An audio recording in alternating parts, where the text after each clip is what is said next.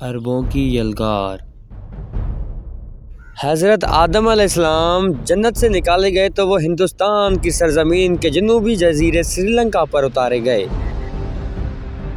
جبکہ be be ہوا سرزمین عرب پر، اور پھر ان دونوں کی ملاقات مقام جدہ میں ہوئی۔ اس حساب سے سرزمین عرب اور ہندوستان کے تعلقات نہایت قدیمی ہیں۔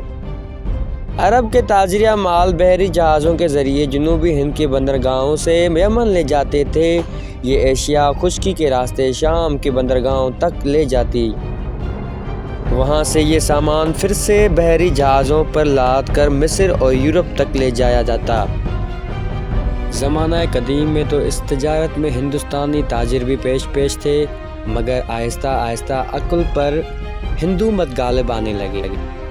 ہندو مت میں کئی فرقے بن جانے کی وجہ سے ہندو مت کی دائمی مذہبی رواداری کو خیرآباد کر کر دین کو سخت سے سخت ترین بنایا جانے لگا تھا۔ حالات اس نہج پر پہنچ گئے کہ ذات کی ناپاکی کی ڈر سے سمندری سفر مذہبی طور پر حرام قرار پایا۔ اس کا نتیجہ یہ نکلا کہ عرب تاجروں کی مزید چاندنی ہو گئی اور بحر ہند کی تجارت پر ان کا راج ہو گیا۔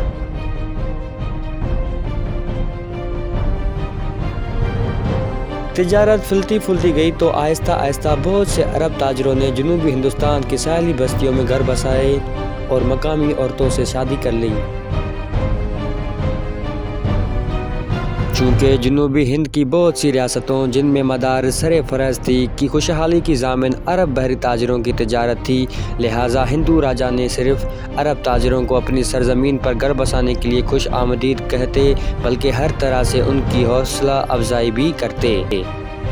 یہی عرب تاجر ظہور اسلام کے بعد جنوبی ہند سے ملیشیا اور انڈونیشیا تجارت کرنے گئے، جس کی وجہ سے وہاں کے لوگ پرامن طور پر مسلمان ہوتے گئے۔ محمد بن قاسم سے پہلے عربوں نے کئی مرتبہ سندھ اور بلوچستان پر حملہ کیا اور ہمیشہ سندھی اور بلوچی فوجوں سے شکست کھائی۔ ایک مرتبہ جب عرب فوج فاتح بھی ہوئی تو سندھ پر حکومت قائم نہ کرنے کا فیصلہ کیا، البتہ مکران کے ساحل پر ایک عرب گورنر ضرور مقرر کیا گیا تھا۔